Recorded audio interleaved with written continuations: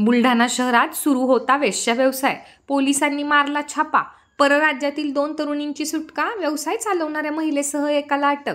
बुलढाणा शहरातील चिखली रोडवरील एका घरात देहविक्री व्यवसाय सुरू असल्याची गोपनीय माहिती स्थानिक गुन्हे शाखेला प्राप्त झाली होती. त्यावरून पथकाने छापा मारला असता त्या ठिकाणी देहविक्री व्यवसाय सुरू असल्याचे निष्पन्न झाले.